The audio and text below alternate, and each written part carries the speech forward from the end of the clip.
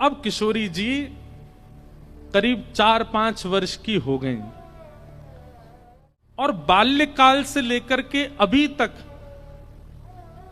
कई बार नंदरानी आई हैं, कई बार कीर्ति मैया गई हैं, कई बार वृषभानु जी और नंद बाबा को मिलन भयो है, लेकिन ठाकुर जी को और किशोरी जी को ऐसा परस्पर मिलन अभी तक नहीं हुआ। बाल्यकाल के बाद छोटे से थे 6-7 दिन के और ठाकुर जी 1 वर्ष के तभी मिले। वाके बाद अब एक योग बनो। आज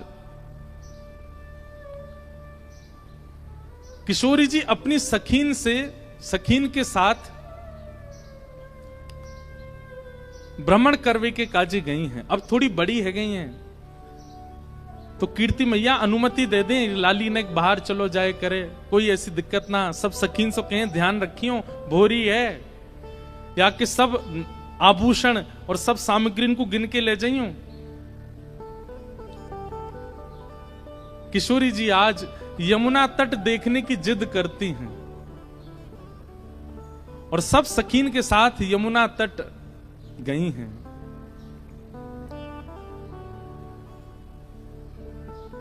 यमुना जी की अविरल धारा देख करके किशोरी जी तो वहीं बैठ गई और सब सखीन से बोली, आज यहीं कछु पामेंगी, यहीं कछु भोजन करेंगी, जाओ वन में से कछु फल ले आओ, वन में से कछु पुष्प ले आओ, एक दूसरे को श्रृंगार करेंगी और यहीं फल को सेवन करेंगी।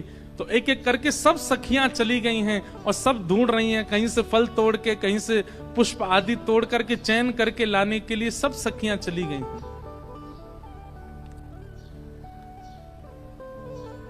इतने में ही यमुना जी के उस पार नंद भवन है और नंद भवन से श्री ठाकुर जी खेलने के लिए आ रहे हैं यमुना तट पर।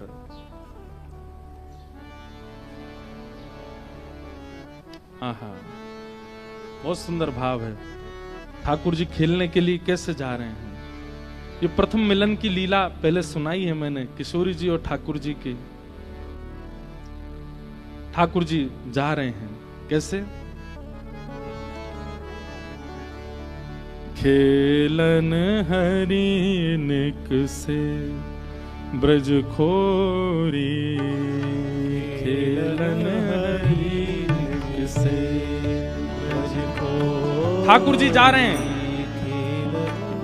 खेलने के लिए निकले हैं और वहां यमुना तट पर किशोरी जी बैठी हैं। ठाकुर जी को नहीं पता है और ना किशोरी जी को पता है कि यहां ठाकुर जी आ सकते हैं।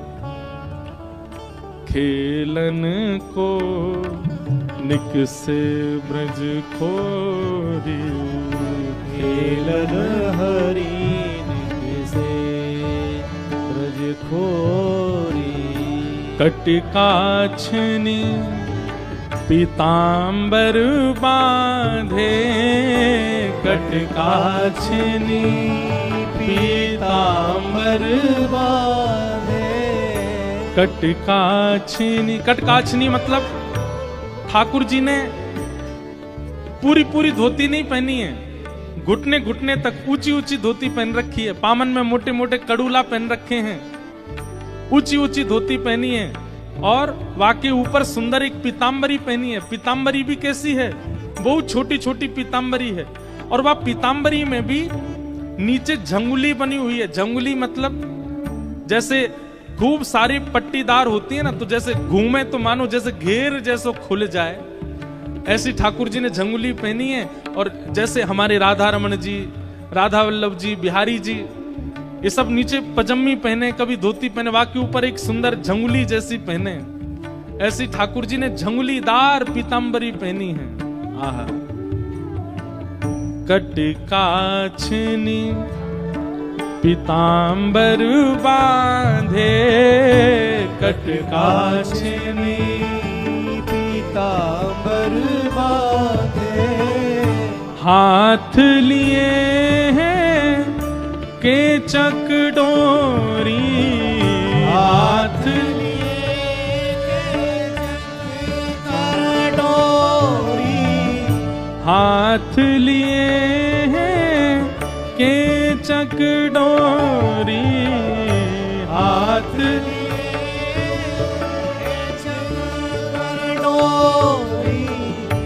खेलन हरि निक से ब्रज खोरी, खेलन हरि निक से ब्रज खोरी। ठाकुर जी जा रहे हैं खेलने के लिए, हाथ में चकडोरी लई है। चकडोरी वो एक चक्का जैसे होवे, वहां में खूब डोरी ऐसे बांध करके और फिर जोर से ऐसे खींचे तो वो गोल गोल चकली जैसी घूमन लगे। हाथ में एक चकडोरी ले रखी है, छोटी छोटी काचनी और पीतांबरी पहन करके श्री ठाकुर जी श्रृंगार करके निकले खेलवे के लिए।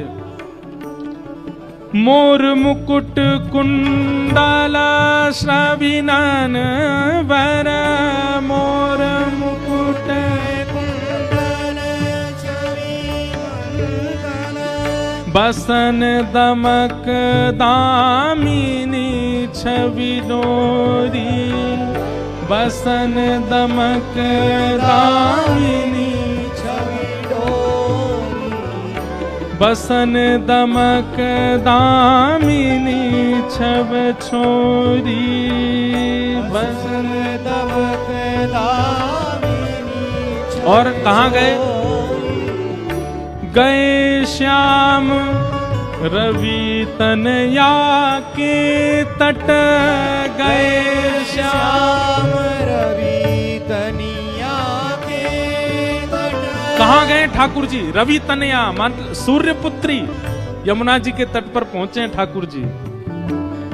अंग लसत चंदन की खोरी, अंग लसत चंदन की खोरी। सूर्य का ताप तेज है, इसलिए यशोदा मैया ने छोटी छोटी चंदन की टिप्पी धरा करके ठाकुर जी को भेजो है, कहीं लाला को गर्मी नहीं लगे। और गर्मी भी लगे तो प्रश्वेत पसीना अगर आवेगो तो चंदन में घुल करके ठंडक पैदा करेगो, लाला को गर्मी नहीं लगेगी। इसलिए चंदन यात्रा से थोड़ा थोड़ा चंदन ठाकुर जी को धराया जाता है कि ग्रीष्म में यदि धूप तेज हो, ठाकुर जी गैया चरावे जाएं, खेलवे जाएं, तो ताप से पसीना जो आवेगो वहां से ठंडक बनी रहेगी ठाकुर जी को। जैसे ही ठाकुर जी पहुंचे यमुना जी के तट पर, आहा औचक ही देखी तहां श्यामा, औचक ही देखी तहां श्यामा। जैसे एक कुंज निकुंजों में होकर के ठाकुर जी जा रहे थे और तभी दृष्टि पड़ी श्री यमुना जी के उस पार तट पर किशोरी जी बैठी हैं, पहली बार देख रहे हैं। औचक ही देखी तहां श्यामा, औचक ही देखी तहां श्यामा। नैन विशाल भाल देरोरी, नैन विशाल भाल देरोरी। बड़े बड़े नेत्र हैं, रोली को तिलक लगा रखो है, माथे पे बिंदी लगा रखी है। ठाकुर जी तो देख करके ऐसे मचल गए, अरे जी कौन बैठो यहां पे? आहा सूर श्याम देखत ही रीझे, सूर श्याम देखत ही रीझे। सूर श्याम देखत ही रीझे, सूर श्याम देखत ही रीझे। नैन नैन मिली परी ठगोरी, नैन नैन मिली परी ठगोरी।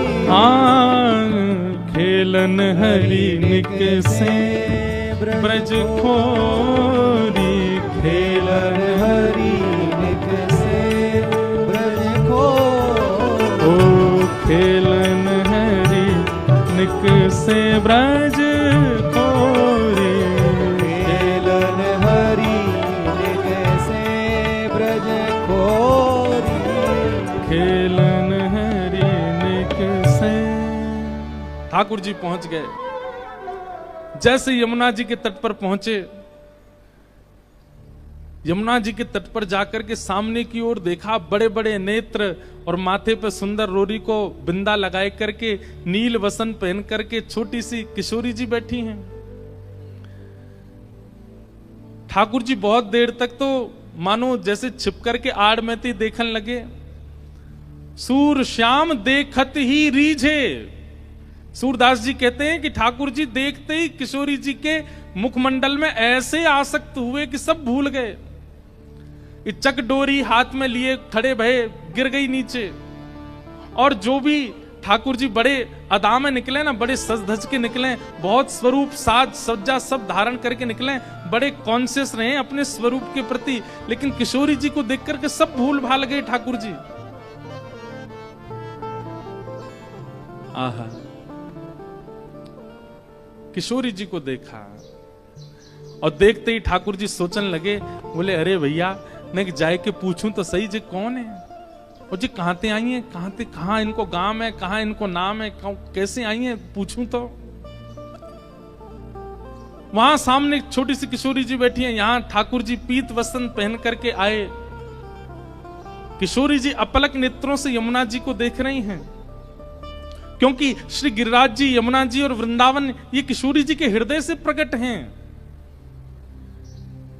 ठाकुर जी आए, थोड़ी आगे आकर के ऐसी अदा करने लगे कि किशोरी जी की नेक दृष्टि पड़े।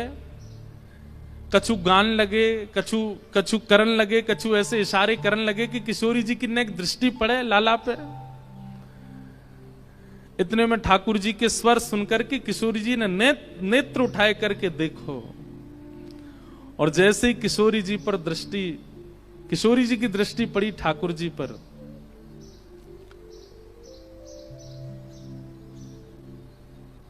बूझत श्याम कौन तू गोरी, बूझत श्याम कौन तू गोरी। पूछ रहे हैं ठाकुर जी, पूछ रहे हैं अरे गोरी तुम कौन हो, कहां रहत काकी हो बेटी, कहां रहत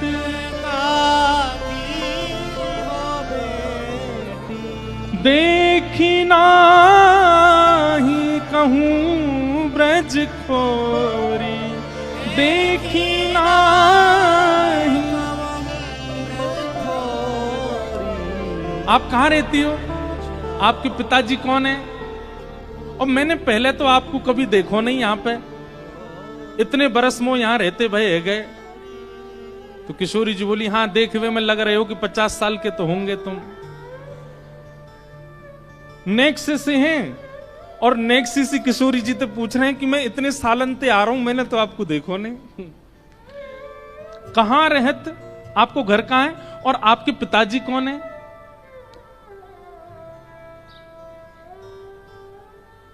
किशोरी जी बोली अरे हम वृषभानु जी की लाली हैं, और बरसानो हमारो घर है, वहीं रंग महल में हम रहमे, और यहां हमारो खेलवे को कोई प्रयोजन नहीं है। काहे को हम ब्रज तन आवत, काहे को हम ब्रज आवत, खेलत रही अपनी पोरी, खेलत रही अपनी पोरी। किशोरी जी कह रही हैं हमारे पिताजी वृषभानु जी हैं और हमारो निवास बरसानो है, वहीं महल में हम विराजें। हमारे खेलवे के काजे ये सब जगह नहीं है, वन में आके खेलवे को हमारो कोई प्रयोजन नहीं है। हम तो हमारो भवन इतना बड़ा, हम वहीं खेलती रहे। अरे जब ते जन्म भयो तब ते आज तक हमने तो अपना पूरा भवन देखो ही नहीं, इतना बड़ा भवन है हमारे पिताजी को। हमें कहा जरूरत पड़ी यहां आके खेलवे की। ठाकुर जी बोले तो फिर अपने भवन में ही खेल लो, काई को आई हो यहाँ पे, यहाँ काई को डोल रही हो, ऐसी छोटी सी हो, कोई हरण करके ले जाएगा तुम्हारो। किशोरी जी बोली वो तो आज सखीन को मन हो कि यमुना तट पे चलें या हमारे हम उनके संग आए गई हैं, बाकी तो या स्थान में हमारे बरसाने में मना करी गई है कि जमुना तट और जमुना के पल्ली पार जानो ही नहीं है। ठाकुर जी बोले वो काहे को? बोले हमारे बरसाने में ऐसो कह में कहा, सुनत रही श्रवणन नंद धोटा, सुनत रही ढोटा, करत फिरत माखन दधी चोरी, करत फिरत घर घर चोरी। हमारे बरसाने में कहमे कि जमुना के तट पे और जमुना के पल्ली पार एक छोरा डोले, और वह छोरा को नाम तो मैं ना लूंगी, ऐसो सुनो वा को नाम गावे तो प्रकट है जाए। ठाकुर जी बोले अच्छा कोई और पता? हाँ, नंद जी को लाला है वो, नंद जी को छोरा, बाकी पिताजी को नाम नंद है। वाके काजे हमारे पूरे बरसाने में ऐसो हल्ला है कि वो चोरी करे, माखन की दही की चोरी करे। अब भैया पहले तो चोरी छोटी छोटी वस्तुन की होवे, धीरे धीरे फिर चोर निपुण है जाए तो बड़ी बड़ी वस्तुन ने चोरी करे। अब हमें तो ऐसा लगे वो नंद जी को छोरा दही और माखन की चोरी करे, कहीं हम यहाँ आ गए, हम तो बड़े घर की बेटी हैं, हमारे गले में ऐसे सुंदर सुंदर नवलखा के हार हैं, हमारे कानन में ऐसे महंगे महंगे कुंडल हैं, हमारे ऐसे ऐसे कड़ूला हैं, कहीं वा को मन आ गया और सब हरण करके ले गए तो या हमारे हम तो यहाँ आमे ही ना है वा के डर के मारे।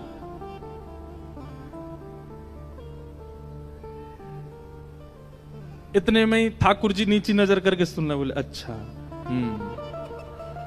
किशोरी जी बोली अच्छा तुमने देखो वो नंद जी को छोरा, तुम जानो भाई?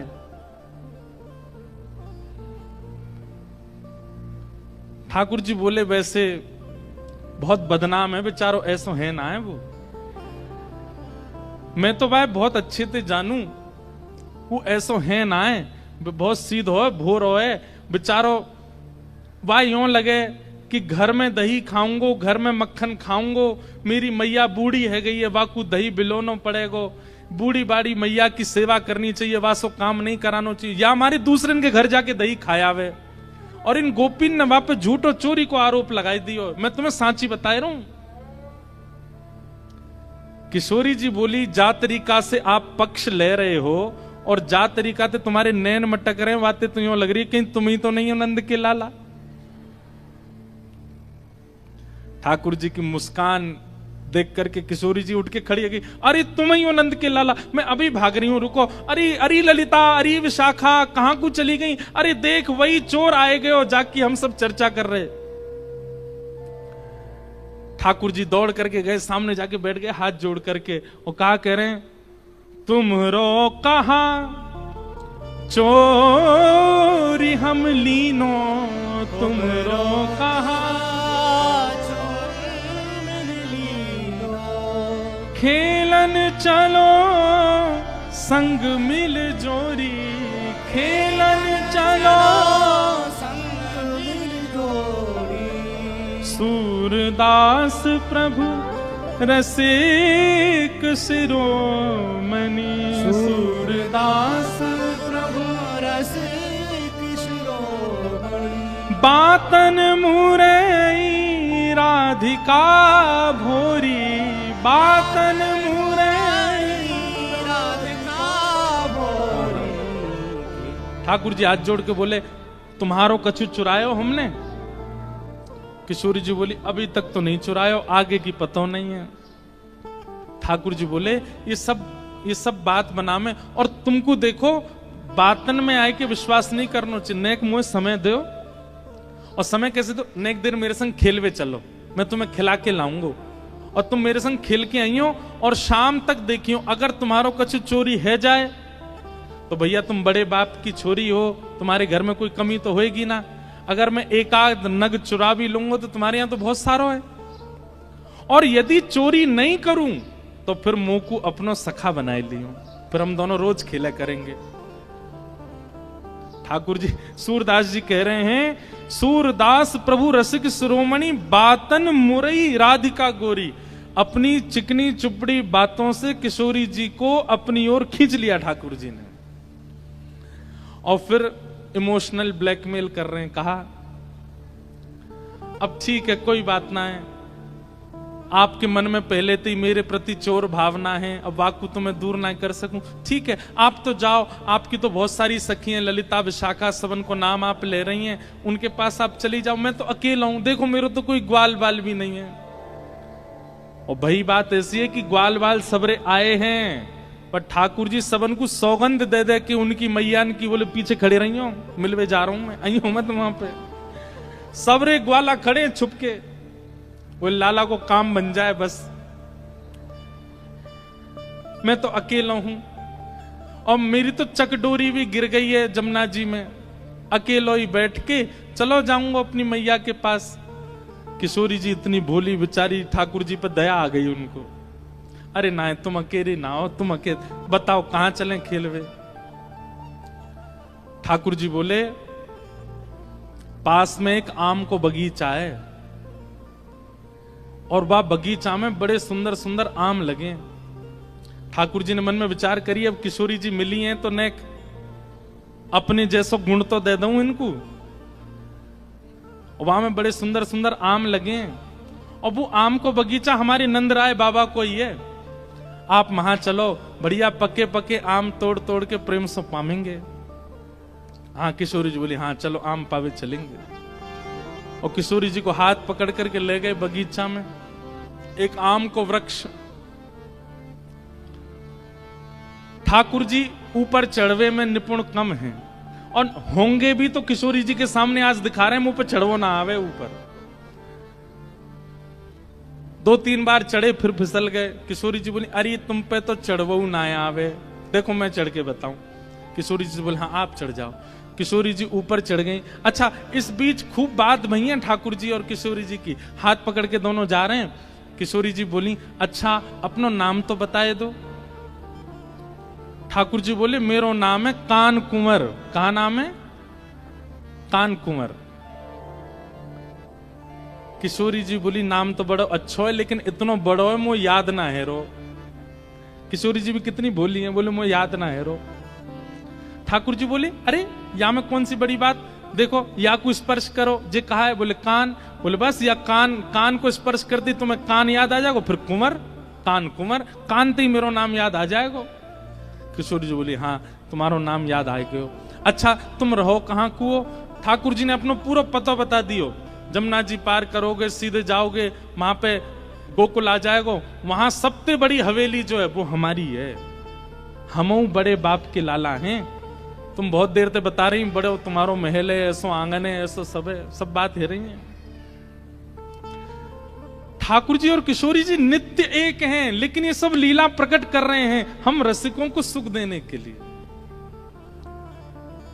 ठाकुर जी बोले, प्रथम मिलन हुआ है, पहले मिलन में अपनी छाप नहीं छोड़ी तो हम काय बात के कन्हैया।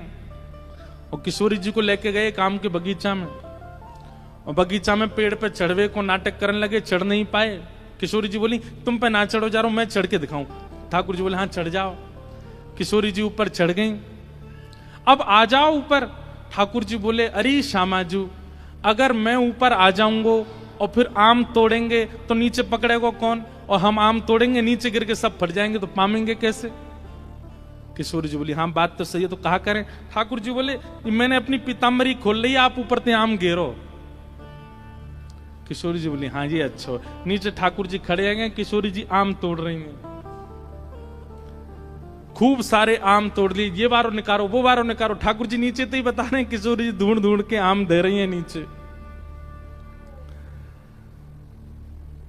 इतने में ललिता विशाखा ढूंढ रही हैं, हमारी किशोरी जी कहां चली गई। और ढूंढते ढूंढते ढूंढते उनको दूर वृक्ष पर नील पोशाक धारण करी भाई किशोरी जी दिख गई कि ऊपर चढ़ी हुई हैं वहां पे। यहां ते ललिता विशाखा दौड़ी, ठाकुर जी को पता चल गई कि ललिता विशाखा आ रही ऊपर ते। किशोरी जी बोली, ये सब मेरी सखियां हैं, सबरी आ रही हैं अभी, इनको भी आम खमामेंगे। ठाकुर जी बोले, ये 8 और ये 9 और मैं 10वां, और आम उतर के आए 5।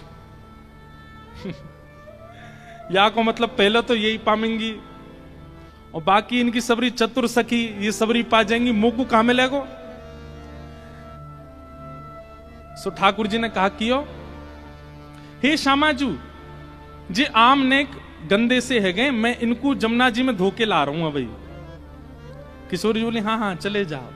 ठाकुर जी आम लेके गए और बगीचा संभालवे वालो जो माली है तो कहो, वहां से जाके बोले अरे तू पूरे दिन सोतो रे, बाबा ने यहां बगीचा में तू को रखवाली करवे को रखो है। अरे नाय लाला ऐसी बात ना, ना तेरी बाबा तो जाके शिकायत करूंगा, ना कछु मत कहियो। देख 9 चोरनी आई है हमारे बगीचा में और सबरी आम चुरा चुरा के ले जा रही, मैं छीन के लाया हूं उनते। 8 तो नीचे उतरी आई, एक अबे ऊपर चढ़ी हुई है, जा देख ले उन्हें। इतने में ही महाराज बगीचा को मालिक आयो, आकर के जैसे ही माने जो दूर ते चिल्लाना शुरू, अरे चोर आ गए चोर आ गए। इतने में ललिता विशाखा आई, जल्दी तो किशोरी जी को नहीं। किशोरी जी बोली अरे वो कान कुंवर आए रहे होगो, कान कुंवर आए रहे होगो। ललिता जी बोली भागो यहां ते, जान बचाओ। जैसे तैसे किशोरी जी को लेकर के भागी वहां ते। ठाकुर जी प्रेम से अब आनंद में आगे बोले हाँ अब ने बढ़िया हुआ ना, छाप छूट गई ना। कोई आवे अपने घर तो बाकू पतो चलना चाहिए कि मेहमान नवाजी कैसी हो गए। ये प्रथम लीला है, प्रथम मिलन है किशोरी जी और ठाकुर जी का।